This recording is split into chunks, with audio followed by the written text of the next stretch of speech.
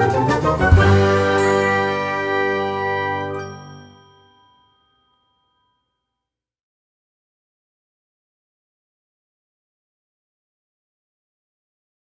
यहाँ पे कौन कौन से म्यूजिक या इंस्ट्रूमेंट में इंटरेस्ट है? सर मुझे पियानो बजाना है।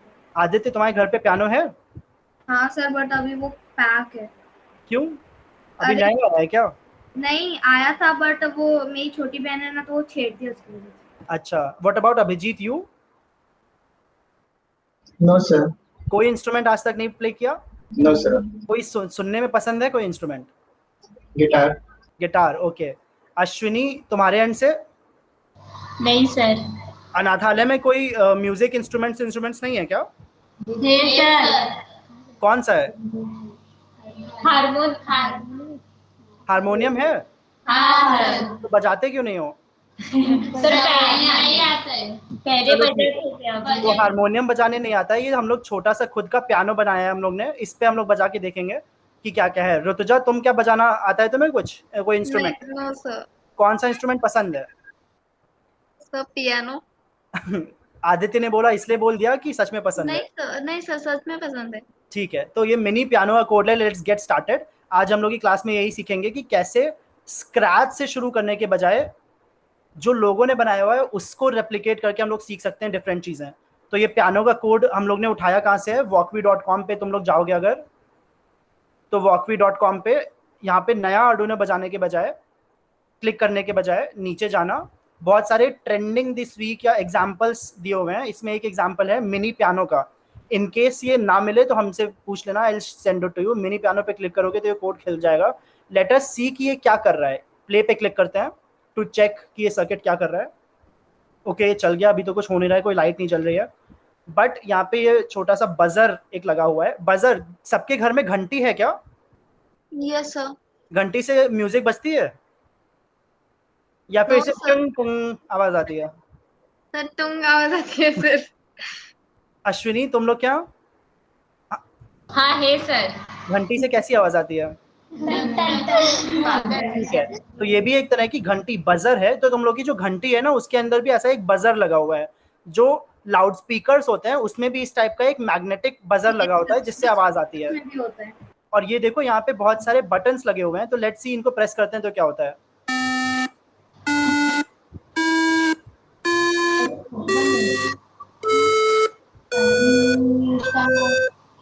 ये धुन कौन सी धुन है?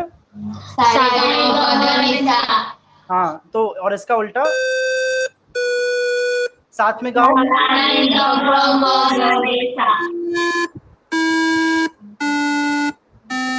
तो आर्डुइनो जो तुम लोग अभी सीख रहे हो, उससे ऐसी कूल चीजें भी तुम लोग बना सकते हो। सिर्फ एलईडी ब्लिंकिंग नहीं, तुम लोग पूरा हारमोनियम, जो हारमोनियम है उसमें भी असल में यही 7 धुन होते हैं जो डिफरेंट तरीके से सुनाए जाते हैं। तो तुमने आर्डुइनो से भी ये चीज आज बनाना सीखोगे। तो लेट्स गेट स्टार्टेड। सबसे पहले देखते हैं कि इसके सर्किट में क्या हो रखा है। तो देखो यहाँ पे ये आर्डुइनो बोर्ड है, ये तो तुम लोग जानते हो। इसमें ये कौन से पिन्स होते हैं? जो लोग ने क्लास अटेंड किया वो बता सकता है? Yes sir. सर वो ग्राउंड है, उसके बाजू में 13 है, एंड देन उसके बाजू में 12 है, जिसमें जो फर्स्ट कनेक्टेड है। तो ये सारे जो 0 से 13 है ये क्या है?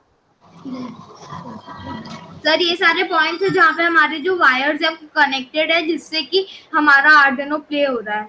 ठीक है, तो ये 0 से 13, बिल्कुल सही कह रहे हो आदित्य, ये 0 से 13 डिजिटल पिन्स हैं। कोई तुम में से बता सकता है डिजिटल पिन्स क्या होते हैं? अभिजीत, ऋतुजा, तुम दोनों में से कोई बताओ। नहीं पता sir. Sir digital pins basically उसमें कहते हैं वो ऑन या ऑफ होते हैं उसमें सिग्नल्स। करेक्ट। तो सब लोग एक बार समझ लो। अश्विनी, तुम लोग अपनी कॉपी में भी नोट कर लो। हाँ सर। डिजिटल पिन्स जो होते हैं वो पिन्स होते हैं जिसमें ऑन या ऑफ दो स्टेट होता है। तो या फिर वो ऑन होगा जिसमें वो आवाज आने लगेगी, या फिर ऑफ होगा जिसमें वो आवाज नहीं आएगी।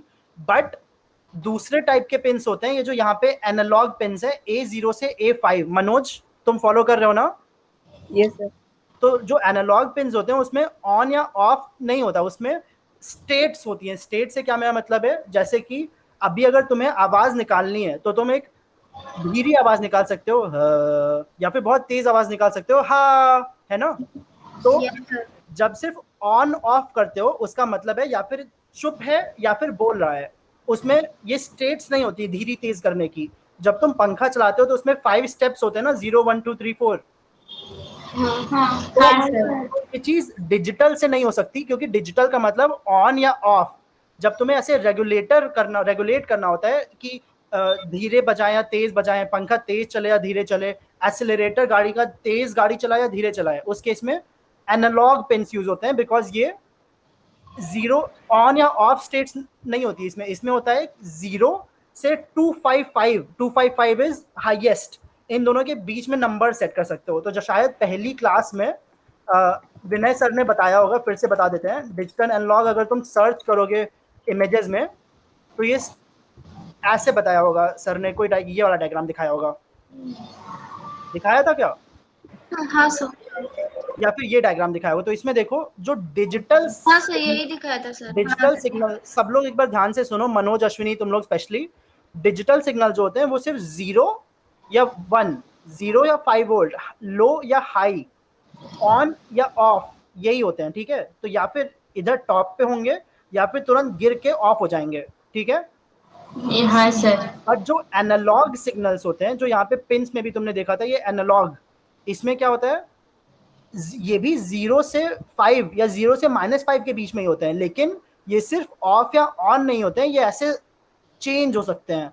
तो अगर तुम्हें 2 वोल्ट का सिग्नल देना है या फिर 5 वोल्ट का सिग्नल देना है या 1 वोल्ट का सिग्नल देना है, तो तुम वो एनालॉग से दे सकते हो। क्यों? क्योंकि ये पूरे -5 से +5 के बीच में ऐसे जा रहे हैं, ठीक है। हाँ सर। तो इस वजह से क्या होता है, अगर लेट से तुम्हें धीरे बजाना है तो तुम थोड़ा सा कम इनको बिजली दोगे, बट ये जो 5 वोल्ट लिखा हुआ है ना, इसका मतलब बिजली है, कितनी बिजली दे रहे हैं। और -5 वोल्ट मतलब उल्टे डायरेक्शन में कितनी बिजली दे रहे हैं। तो डिजिटल में सिर्फ पूरी बिजली दे सकते हैं या 0 बिजली दे सकते हैं, बट एनालॉग में डिसाइड कर सकते हो तुम कि कितनी बिजली देनी है, थोड़ी थोड़ी थोड़ी या बहुत ज्यादा, फिर थोड़ी थोड़ी थोड़ी, या नेगेटिव में थोड़ी थोड़ी थोड़ी। अब ये नेगेटिव का क्या मतलब होता है ये हम तुम्हें बाद में बताएंगे, बट यही समझ लो कि एनालॉग मतलब तुम सेट कर सकते हो इनके लेवल्स, और डिजिटल मतलब सिर्फ ऑन या ऑफ, ओके, फुल पावर या 0 पावर, ठीक है। तो ये सारे पुश बटन्स जो हैं ये डिजिटल पिंस में देखो कनेक्टेड हैं। ये एक बटन है जिसके 2 तार गए हुए हैं, एक तार ये ब्लैक, जो ब्लैक वाले तार होते हैं वो बता सकते हैं होते हैं? नेगेटिव होते हैं। नेगेटिव नहीं, ग्राउंड होते हैं। नेगेटिव तो होते हैं, बिल्कुल सही कह रहे हो, बट नेगेटिव का मतलब ग्राउंड होता है, ठीक है। Yes sir. सर एलईडीज में भी ऐसा होता है, जो स्ट्रेट वाला होता है वो नेगेटिव होता है एंड वही जॉइंट होता है ग्राउंड। हाँ, तो अश्विनी अगर तुम लोग को थोड़ा थोड़ा इसमें अभी समझ में नहीं आया होगा हम लोग क्या ग्राउंड नेगेटिव बोल रहे हैं, तो एक बार वीडियो जो हम भेजेंगे वो देखना, तुम लोग को अपने आप समझ में आ जाएगा कि ग्राउंड क्या होता है, ठीक है। हाँ सर। अभी फॉलो कर लो। तो ग्राउंड का मतलब होता है 0, ठीक है। नेगेटिव उसको कहते हैं, लिखा रहता है बैटरी में जैसे माइनस और प्लस लिखा रहता है, तो माइनस का असल में मतलब होता है 0। तो यहाँ पे जो ये 0 लिखा हुआ है ये होता है ग्राउंड तुम्हारा, ठीक है। तो इसीलिए देखो जो 0 वाला साइड है उसको ब्लैक कलर से हाईलाइट किया गया है, राइट, है ना। तो वैसे ही ये जो बटन्स हैं इसमें भी जो नेगेटिव वाला है टर्मिनल, उसको अगर तुम ऐसे फॉलो करो, अभी इसको हटा देते हैं और इसको बड़ा कर देते हैं थोड़ा सा। अरे अब इसको शिफ्ट कैसे करें? शिफ्ट नहीं कर सकते क्या? कर सकते हैं, ठीक है। तो देखो अगर ये बटन, ये जो है रेड वाला, इसको अगर फॉलो करें थोड़ा सा, इसके ब्लैक वाले को, तो ये यहाँ से जा रहा है सीधे, ऐसे जा रहा है, ऐसे जा रहा है, ऐसे जा रहा है, ऐसे जा रहा है, ऐसे जा रहा है, ऐसे जा रहा है, और कहाँ रुक रहा है? ग्राउंड पे रुक रहा है। तो इसका मतलब ये जो सर्किट, जस्ट अ सेकेंड, तो ये जो सर्किट है इसमें ये जो ब्लैक वाला वायर है वो कनेक्टेड है ग्राउंड से। और तार में क्या होता है ना, जैसे अगर तुम बैटरी से बल्ब को कनेक्ट करो तो बिजली बैटरी से बल्ब में ट्रांसफर होती है, राइट। फोन को अगर तुम चार्ज करो तो चार्जर से फोन में बिजली जाती है, राइट, क्योंकि वो तार से कनेक्टेड होता है। तो क्योंकि ये ग्राउंड से कनेक्टेड है तो इसका मतलब यहाँ पे कितना वोल्टेज आ रहा होगा? 0 जा रहा होगा। क्यों जा रहा होगा? क्योंकि ग्राउंड मतलब 0 मतलब कोई पावर नहीं, ठीक है। हाँ सर। अभिजीत, मनोज, फॉलो कर पा रहे हो ना? Yes sir. तो ये चीजें बताई गई हैं लोगों को, बट एक बार फिर से बता दे रहे हैं इन केस क्लैरिटी ना हो। तो ग्राउंड का मतलब 0 वोल्ट होता है, क्योंकि ग्राउंड वाला वायर इन सब के लेफ्ट वाले वायर से कनेक्टेड, लेफ्ट वाले तार से कनेक्टेड है, तो ये सारे बटन्स का जो लेफ्ट वाला साइड है वो कितने वोल्ट पे हुआ? सर 0 वोल्ट पे। 0 वोल्ट पे हुआ। अब इन बटन्स पे कोई और भी तार दिख रहा है क्या? इस बटन पे कोई और तार दिख रहा है अश्विनी? यस कौन सा तार दिख रहा है? सर, ये वाला तार है जो पॉजिटिव वाला है, जो और कनेक्ट में हुआ है। हाँ, ये रेड कलर का तार दिख रहा है, राइट? हाँ सर। और ये रेड कलर का तार, मनोज सिर्फ तुम बताओगे ये रेड वाला तार कहाँ पे जा रहा है? सर 12 पे। और येलो वाला कहाँ जा रहा है? 11 पे।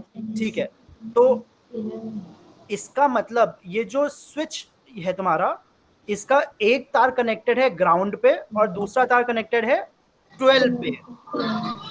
तो डिजिटल, एक बार अभिजीत तुम बता सकते हो डिजिटल का मतलब क्या? हम लोग ने अभी बताया था। So वो बेसिकली या तो ऑन होंगे या तो ऑफ होंगे, Yes. उनमें मतलब लेवल सेट नहीं कर सकते। तो ये 12 वाला डिजिटल पिन है क्या? नहीं सर, ऊपर वाले सारे जितने भी डिजिटल है और जो नीचे वाले हैं वो एनालॉग। तो ये 12 वाला डिजिटल है कि एनालॉग है? डिजिटल है। डिजिटल पिन है। इसका मतलब अगर हम लोग इसको, इसमें बिजली पास करेंगे तो यहाँ पे क्या होगा? ऑन हो जाएगा ये, राइट? Yes sir. तो अगर एक चीज ये देखो, अगर यहाँ पे इस स्विच को हम लोग हटा दें और यहाँ पे एक एलईडी लगा दें, ठीक है, इसका एक तार फिर से ग्राउंड में ही लगा देते हैं। ओ नो, ये तो हट गया रुको, कंट्रोल ये लगाया, ऐसे गए और यहाँ चले गए ग्राउंड में। वैसे ही एलईडी का भी एक तार ग्राउंड में ले गए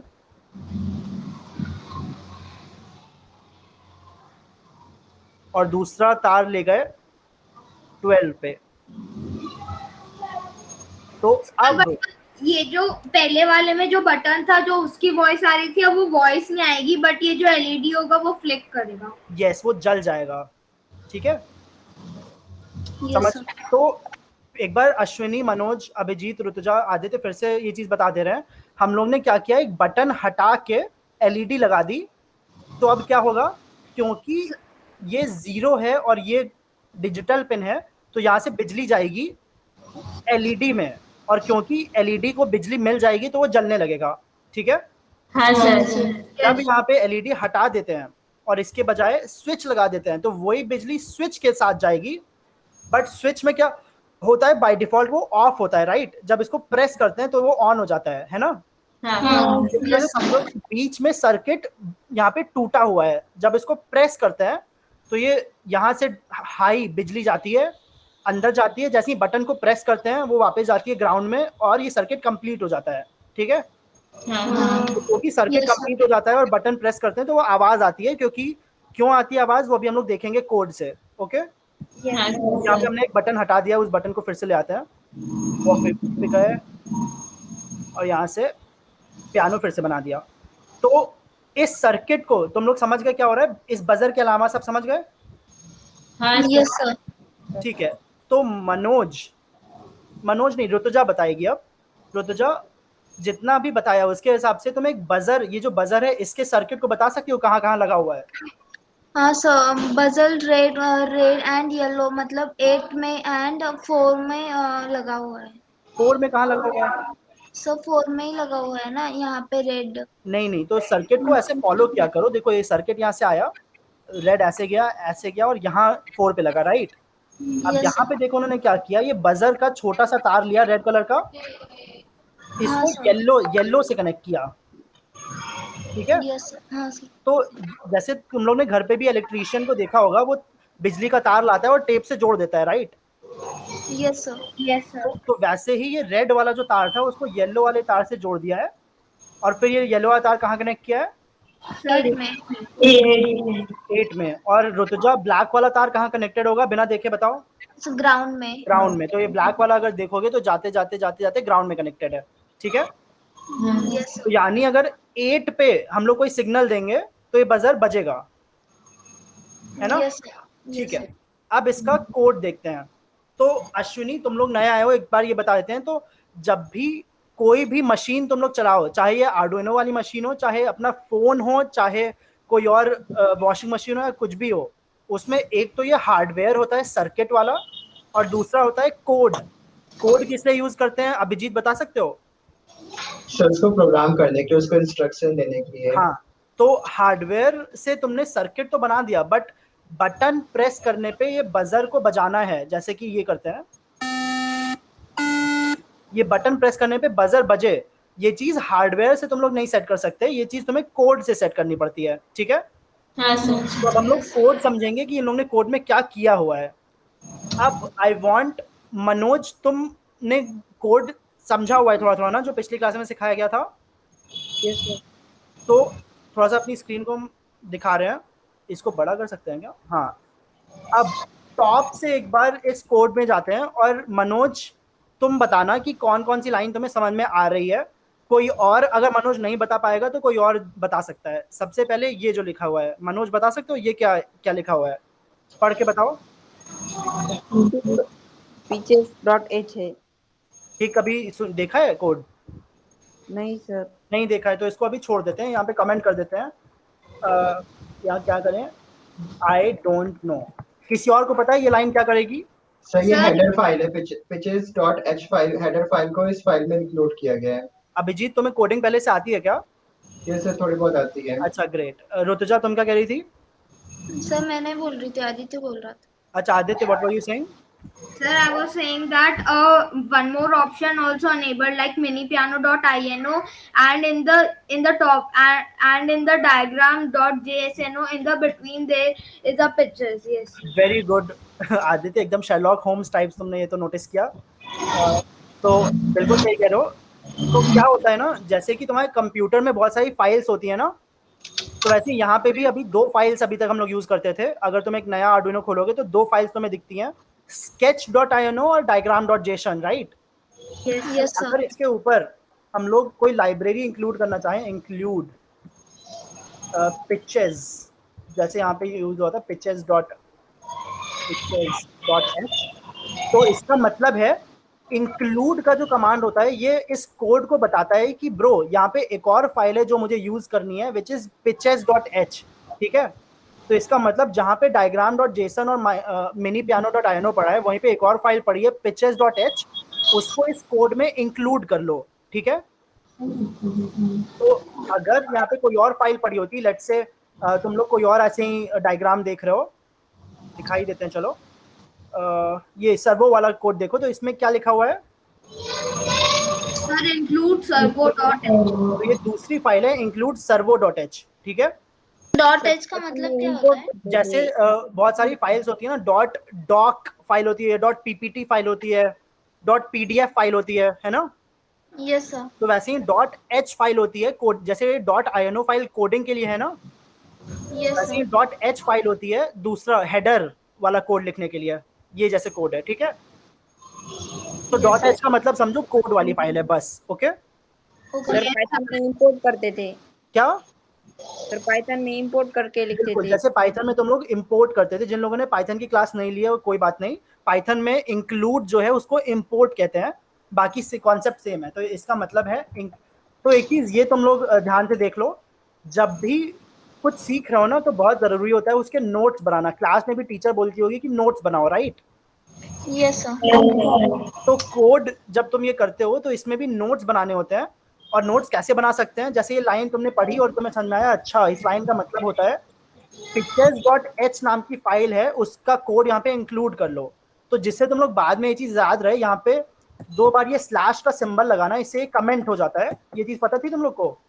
यस सर। ये स्लैश लगाने से कमेंट हो जाता है। अश्विनी, तुम लोग देख लो, और हाँ सर। इसके आगे तुम जो भी लिखोगे वो तुम्हारे नोट्स हो जाते हैं, ठीक है?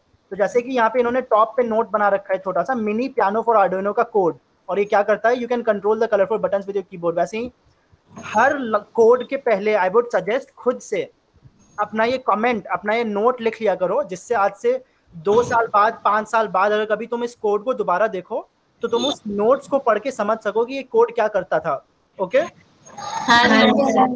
तो आज जो तुम लोग अपना प्रोजेक्ट सेव करके सबमिट करोगे उसमें एक कमेंट जरूर ऐड कर देना, जैसे कि यहाँ पे हम लोग ने पढ़ लिया #include pitches.h। मनोज, बता सकते हो ये लाइन क्या करती है अब? सर वो इंपोर्ट करती है pitches.h को। तो इंपोर्ट या include file named pitches.h in this code, ठीक है। तो pitches.h में जो भी लिखा हुआ है वो असल में यहाँ पे इंक्लूड हो जाएगा। व्हाट दिस मीन्स इज इस लाइन के बजाय तुम लोग ये जो pitches.h का पूरा कोड है ना, इसको कॉपी करके यहाँ पे अगर पेस्ट कर दो, ठीक है, तब भी वही चीज होगी जो इस लाइन से हुई थी, इंक्लूड pitches.h से हुई थी। ओके हाँ सर। तो अगर हम लोग ये कर दें, अब देखना, इसको सेव किया और अब प्ले किया, अगर को प्ले कर दें, प्ले हो रहा है ना? हाँ Yes. बट सर बट हमें साउंड का भी तो कोड्स लिखना पड़ेगा ना हाँ, कि जिससे तो अभी नीचे हम लोग उस साउंड वाले कोड पे भी जाएंगे। तो अब देखो यहाँ पे इंक्लूड pitches.h था, इसको हम लोग अगर हटा दें और फिर प्ले करें, अब देखना बिल्ड फेल हो गया। क्यों फेल हो गया? यहाँ सर पे ये कोड मिसिंग है। हाँ, तो ये जो नोड C4 नोड D4 ये सब डिफाइंड है, ये असल में तुम pitches.h में देखोगे तो यहीं पे डिफाइंड है। ये देखो नोट B0 C1, ठीक है। Yes sir. तो क्योंकि हम लोग ने वो कोड डिलीट कर दिया, तो अब कंप्यूटर को पता ही नहीं है कि ये लाइन है क्या, तो सर इसलिए उसके पास कोई इंस्ट्रक्शन नहीं है कि उसे करना क्या है। Yes exactly. तो जैसे ही तुम यहाँ पे इंक्लूड pitches.h लिखो और इसको बिल्ड करो, प्ले करो, तो देखो ये लाइन कोड सही हो जाता है। क्यों? क्योंकि ये जो चीजें हैं ना, ये अब इसको मिल जाएंगी pitches.h में, उसको अब पता है कि इसका मतलब क्या है। ठीक है, हाँ सर। ओके, तो ये चीज हो गई।